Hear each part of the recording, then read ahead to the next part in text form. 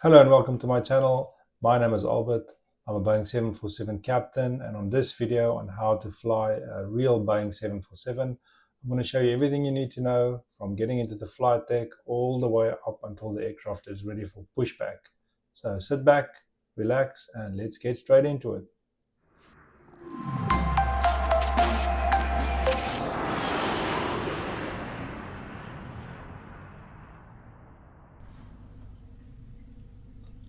Okay, so here we are in Anchorage. We parked on Bay November 8th. It's a nice summer's day in Anchorage. There's a Boeing 747-8.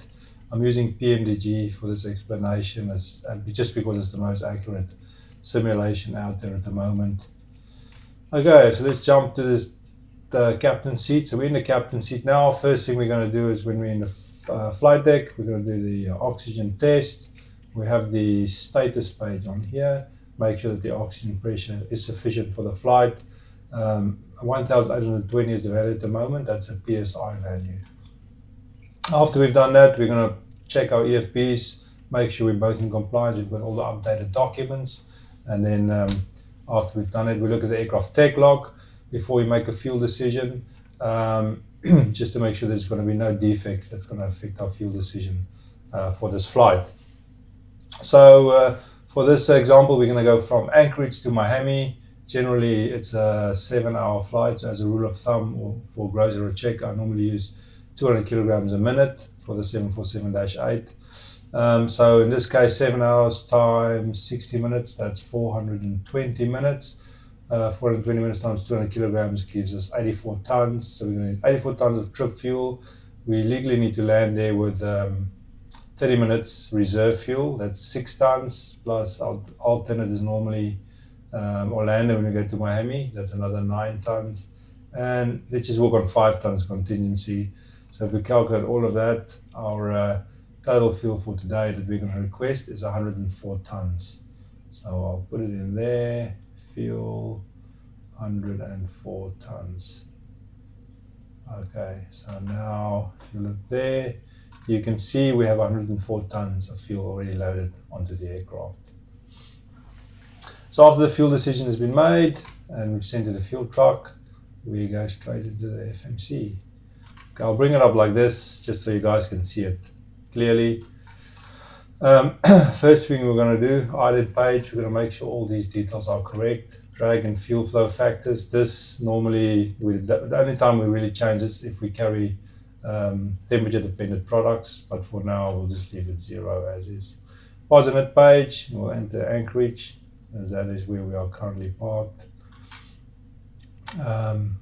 That'll show us the GPS position where we're at the moment. Route, so we'll enter Anchorage as the origin, and we're going to Miami, which is Kilo Mike India Alpha. Flight number, we'll just call it November 747 X-ray Echo. That's the registration of the 747-8. We don't have a flight plan, so I can't really put a route in, so I'll just go to the depot page.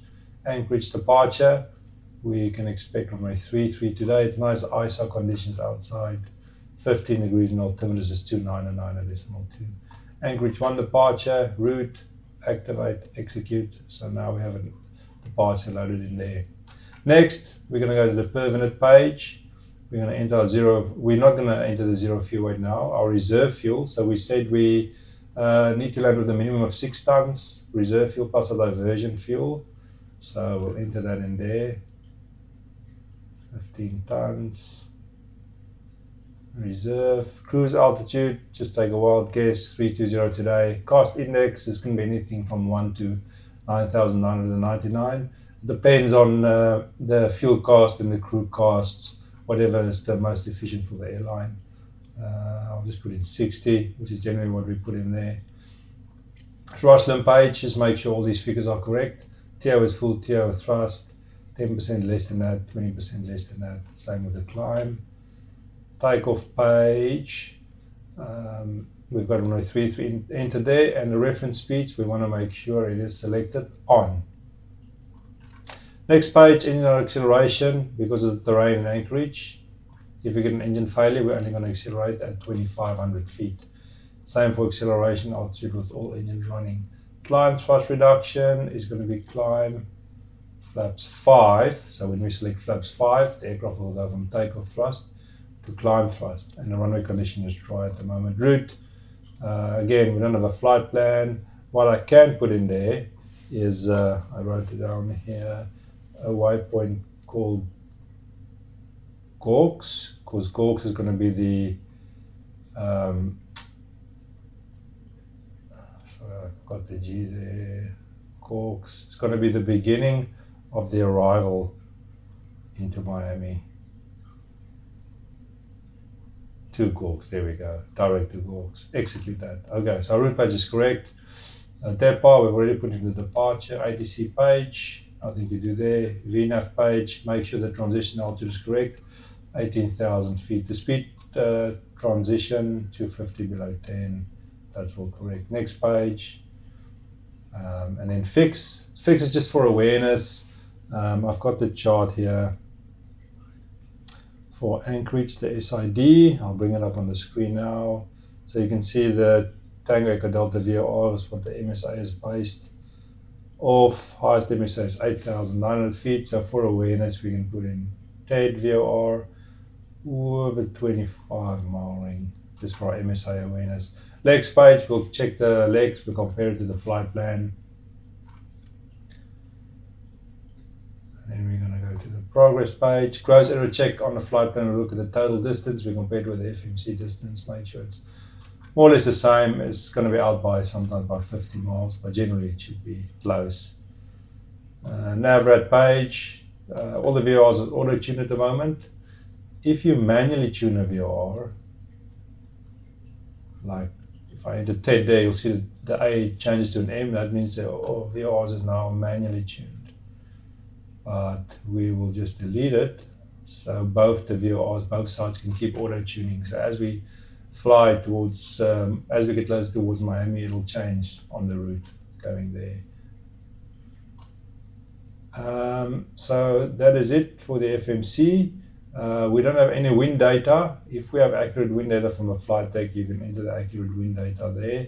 Same if you go to the VNAV page, descent forecast, you can enter the actual descent winds in there as well. But again, everything today is just still air conditions. Okay, so now we've done the FMC. Now we're going to do what is called a flow. So we do this flow just to make sure we cover everything in the aircraft and there's nothing we missed. So we're not just going to do random selections. We'll actually do like a nice structured flow pattern. Starting on the upper panel, I'll bring up the upper panel. Let's see, over the lower panel. Okay, so start top left. Make sure the the engine controls is all in normal. IRSs are all on nav. So the IRS, there's 3 of them. It's called the inertial reference system. It's independent of the GPS, so it gives the aircraft information like heading, true heading, magnetic heading, ground speeds, vertical speeds, altitude, etc. When they align, the gyros try and figure out the Earth's rotation to try and find out where true north is. When it figures that all out, it is then aligned. Standby power, auto, utility switches, left and right will be on. APU is currently started, so it's in the on position. Battery is on. You can see the APU generator is selected on at the moment. Generator 2 is just available. On the Dash 8, one of the quirks is if you turn both on, then the ground personnel cannot open and close the cargo door. So we'll leave only one on and one unavailable. After loading is completed, then we will select the second one on before engine start. This is the generator controls. You will see the drive lights on and the off lights on for the generator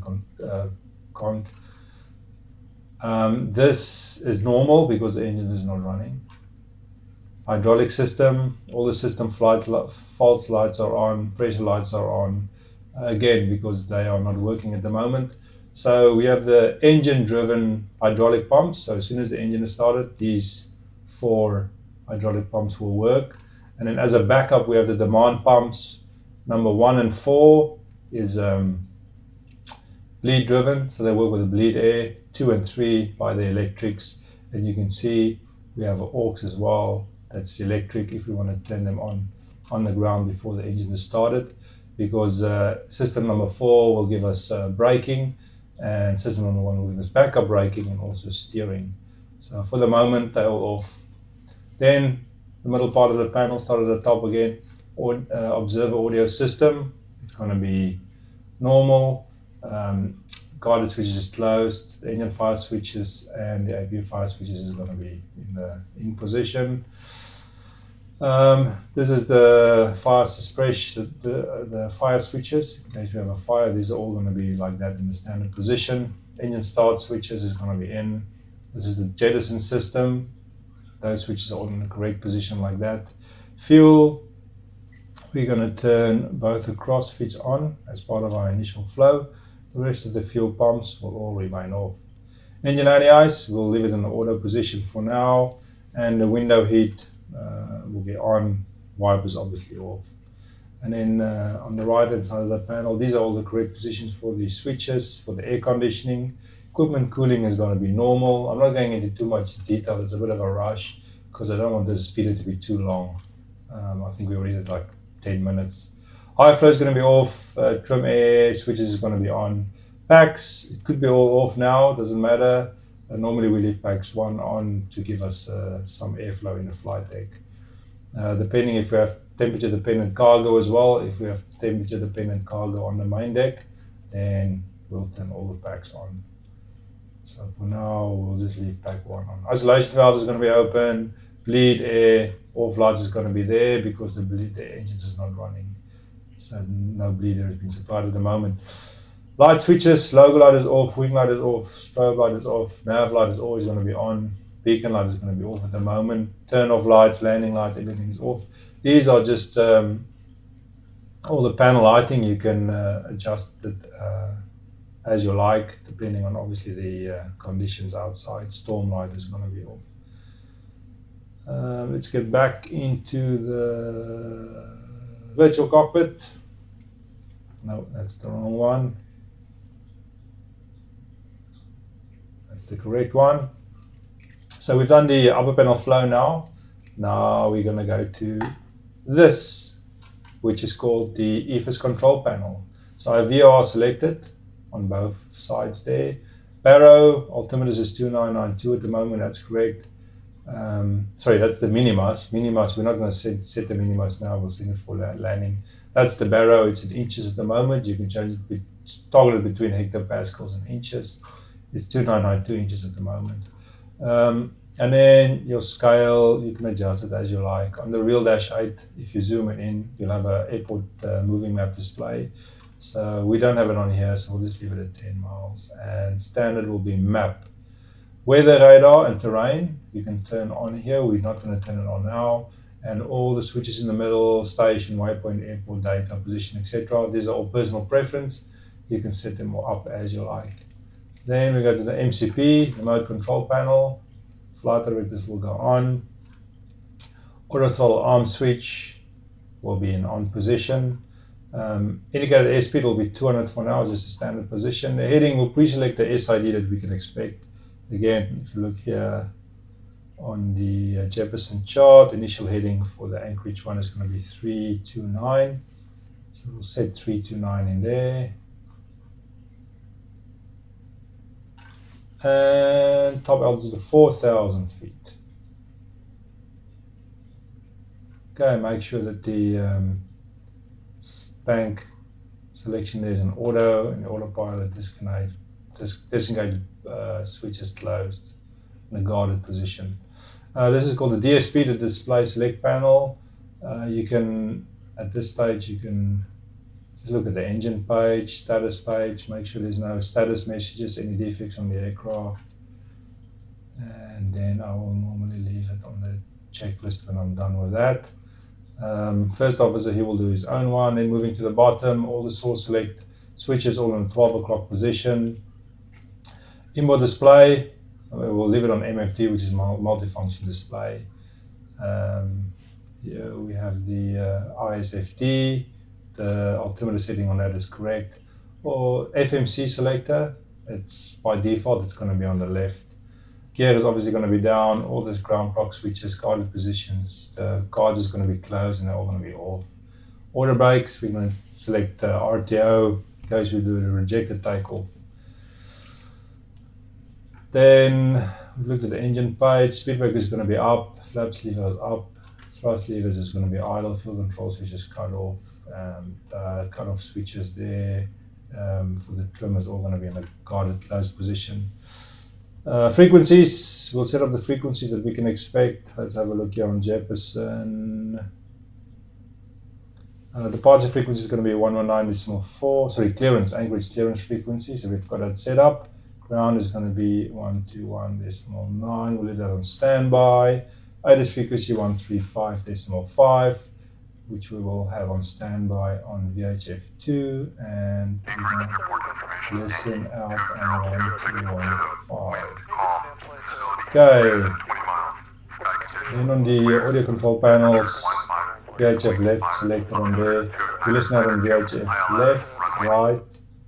Flight will be selected on data mode and company frequency in there. You can put in whatever your company frequency is.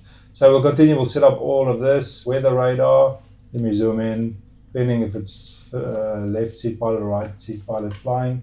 Left seat pilot switch is going to be in out position, right seat pilot in position. So it's going to be an auto. Rudder trim is going to be 0 there, as you can see. These are all the call buttons. If I want to call, for example, the ground crew, then I can hit this, and a little warning will go on downstairs, and the engineer will hear it, and he will connect his headset, talk to us.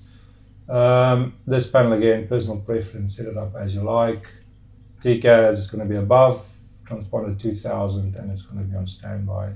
Transponder left or right, depending on who's pilot flying. Captain pilot flying today, so it'll be on the left. That is the flow. Apologies if I'm doing it too quickly. After the flow, we'll do the pre-flight checklist. As also as part of the pre-flight, we should reset all the checklists. So when we select the checklist, it's all sequenced properly. There's the pre-flight checklist, so we'll call out oxygen, we've tested it and it's 100%. Flight instruments, we'll check the heading and altimeters, we'll tick that off. Pre-flight checklist is complete. Then we will remove the checklist. Okay, now we're going to get the clearance from air traffic control.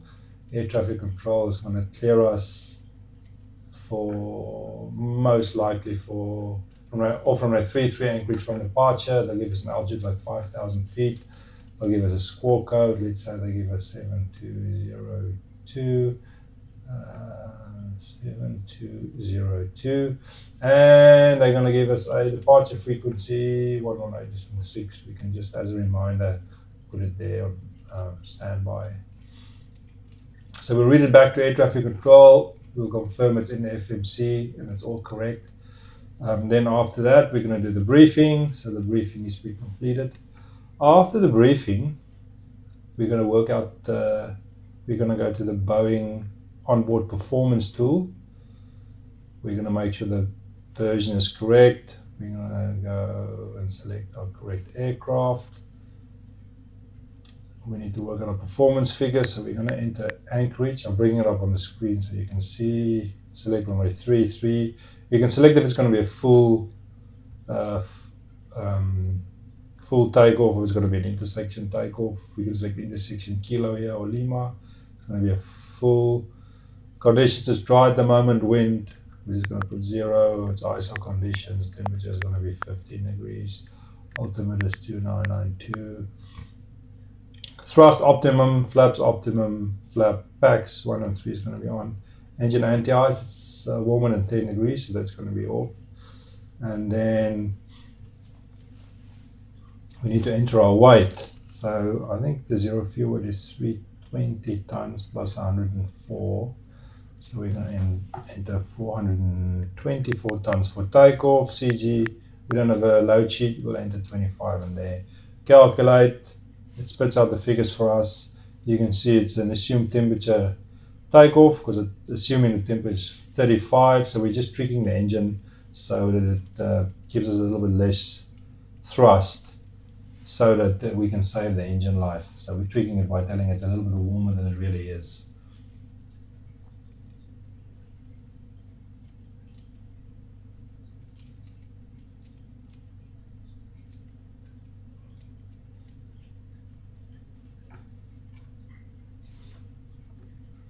Okay, so after we've done the performance data, then we're going to make sure we've got the correct fuel. So at this stage, you can see 104 tons. Before we sign the fuel sheet, we're going to bring up the fuel page. We're going to make sure the distribution is correct. Above 42 tons, reserve 1 and 4 is going to be full. It is full, 4.7 tons in both. Above 82 tons, main tank 1 and 2 is going to be full. In this case, it is full. More than 60 or 60.2 tons is full. And then the remainder is going to go into main 2 and 3 or the center tank if there's a lot of fuel on board. So distribution is good. We've checked that. We signed the fuel sheet. And we will turn on the seatbelt signs. Fueling has been completed. We've acknowledged the load sheet, the traffic load officer, that it's correct. We're happy with it. And then we will do the performance data steps.